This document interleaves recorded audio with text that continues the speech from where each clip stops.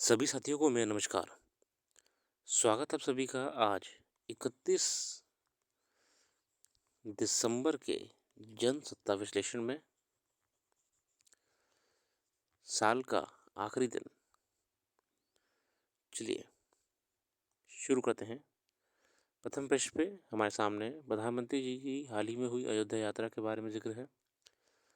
बाकी अंतरिक्ष की ऊंचाई और समुद्र की गहराई नापेगी भारतीय अंतरिक्ष की ऊंचाई और समुद्र की गहराई इंडियन जो एजेंसीज हैं वो नापेंगी समुद्रयान गगनयान के माध्यम से। समुद्रयान मिशन जो है वो आपका डीप ओशन मिशन है ना। डीप ओशन मिशन है। चंद्रमा के दक्षिण ध्रुव पर ऐतिहासिक सॉफ्ट लैंडिंग के बाद भारत ने अब और चुनौतीपूर्ण अभियानों पर अपनी नज़र टिका रखी है। ठीक है। भारतीय वैज्ञानिकों के लिए खोज केवल चंद्रमा तक ही सीमित नहीं है। गहरे समुद्र में अन्वेषण को आगे बढ़ाने के लिए देश का समुद्रयान के जरिए एक्वानॉट्स को भेजने का कार्यक्रम है। एक्वानॉट्स को बेसिकली जो हमारे समुद्र में स्टडी करते हैं उन्हें पहले मार्च में 500 मीटर की गहराई में भेजा जाएगा और उसके बाद 6000 मीटर की गहराई तक जाने का लक्ष्य है। भारतीय अंतरिक्ष संशोधन संगठन इसरो द्वारा एक्सपोसैट के प्रक्षेपण के साथ नववर्ष की शुरुआत की गई।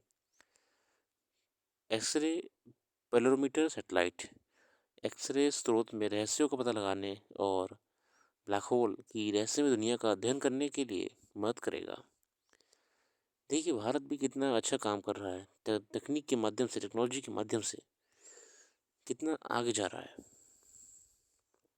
तभी तुम वर्ल्ड लीडर बनेंगे। अगला आर्टिकल हमारे सामने है, नए भारत में पुरानी समस्याएं।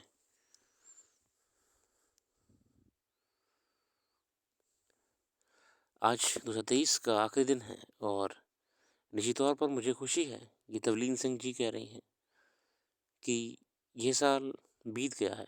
इतनी अशांति, इतने युद्ध, इतनी नफरत, इतनी हिंसा देखी है पूरे विश्व ने पिछले 12 महीने में कि ऐसा लगता है जैसे लहू के रंग में इस साल को याद करेंगे इतिहासकार। दूसरे विश्व युद्ध के बाद शायद ये पहला साल ऐसा गुजरा है जिसमें तीसरे विश्व युद्ध की संभावनाएं दिखने लग गई हैं।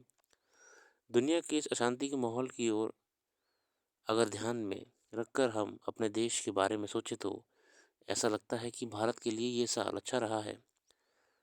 मोदी सरकार ने फूक फूक के कदम रखने जरूरी पड़े हैं, लेकिन काफ़ी सफलता में हमने रूस और यूक्रेन दोनों कुछ दोस्ती बनाए रखी। इसराइल पर हुए बराबर जिहादी हमले के फौरन बाद हमारे प्रधानमंत्री ने इस हमले की स्पष्ट शब्दों में निंदा की और फिर जब इनके दोस्त नेतन्याहू ने बर्बरता से गाजा पर बदला लिया तो भारत ने गाजा में चल रहे बेरहम बमबारी की भी निंदा की। विपक्ष के कई नेताओं की राय में हमको फिलिस्तीन का पक्ष डटकर लेना चाहिए था, जिनमें सोनिया गांधी और उनकी बेटी की आवाज़ सबसे ऊंची सुनने को पाई गई। रही बात देश के अंदरूनी हालात की तो मुझे अजीब लगा कि मैं अपने इस नए भारत की वह पुरानी समस्याएं देखने को मिली हैं। वहीं जातिवाद के झगड़े, मंदिर मस्जिद की बातें, हिंदुत्व और धार्मिक लड़ाइयाँ। मैंने जब कोशिश की इस बात की कहने की नए भारत में जातियों के आधार पर आरक्षण समाप्त कर देना चाहिए तो मेरे पीछे पड़ गए दलितों के ठेकेदार। मैंने शुरू में इनको समझाने का प्रयास किया कि मैं पिछड़ी जातियों के लिए आरक्षण के खिलाफ हूँ, दलितों के आरक्षण के नहीं। लेकिन और गालियाँ खानी पड़ी। सोशल मीडिया पर मेरी निजी जीवन के बारे में झूठ सहना पड़ा और ऊपर से दलितों के ठेकेदारों ने मुझे अपनी तस्वीर भेजी, शानदार कपड़े, महंगी गहनों से सजे हुए, जैसे कि मैं उनमें से हूँ जो दलितों की हमेशा फटे हाल नंगे पाँव देखना चाहती हूँ। मुझे मालूम पड़ा है इस झगड़े में से इस अमृतकाल में हमारी सोच वही है जो दशकों पहले हुआ करती थी। अभी भी अगर राजनेता लोग को बांटते हैं जाति मज़हब के आधार पर, इसलिए कि वह जानते हैं कि ये तरीका है मतदाताओं के वोट हासिल करने का। साल के अंतिम सप्ताह में राम मंदिर के उद्घाटन का सिलसिला शुरू हुआ है और सेक्युलर राजनेता भी श्री राम जाने के मंदिर बनाने की बात करने लगे हैं। बहुत ही अच्छा बात कही है कि कैसे ट्रांज़िशन हो रहा है देश का। मैंने अभी से शुरू कर दिया है कि वह दौरे जो अक्सर करती हूँ लोकसभा चुनावों से पहले, और जिनमें हवा किस तरफ है जानने की कोशिश करती हूँ। लोग मोदी के नाम पर वोट देना चाहते हैं इसलिए कि उनको लगता है कि मोदी ने देश के लिए अच्छा काम किया है और उनकी कई किस्म के लाभ मिले हैं उनकी समाज कल्याण योजनाओं से। उनसे जो सवाल और किए मैंने तो मालूम हुआ कि वह उनको G20 का सम्मेलन बहुत अच्छा लगा, क्योंकि उनको दिखा कि पहली बार विश्व के सबसे बड़े नेता भारत आए हैं।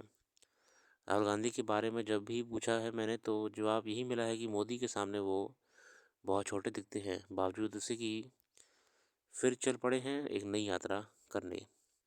रही बात विपक्ष के इंडिया गठबंधन की, तो कहना ज़रूरी है कि अभी तक आसार नहीं दिखे हैं कि जिनसे लगे कि आने वाले लोकसभा चुनाव में इस गठबंधन का कोई नेता दिल्ली की गद्दी तक पहुंच सके। खैर, नए साल का कल से शुरू हो रहा है और सो आपको 24 के लिए शुभकामनाएं। तवलीन सिंह जी का आर्टिकल है, बहुत बढ़िया आर्टिकल है। बाकी आदि के आज आर्टिकल जो आते हैं वो बेसिकली पॉलिटिकल टाइप होते हैं, जनरल आर्टिकल्स होते हैं, तो हम उसमें नहीं जाएंगे। बाकी जो भी करंट अफेयर्स है, इंपॉर्टेंट टॉपिक्स हैं, आपको हमारी वेबसाइट में मिल जाएंगे, आप वहाँ पे जाके देख सकते हो। हमारा लक्ष्य है समय बचाना आपका, और सिविल सर्विसेज की तैयारी में या फिर कोई भी एग्जामिनेशन की तैयारी आप कर रहे हो, जुडिशियल एग्जामिनेशन हैं, लॉ के हैं, आपका क्वालिटी टाइम कंजम्पशन मेन है। अच्छे रखते हैं अपना कीमती समय देने के लिए बहुत बहुत धन्यवाद।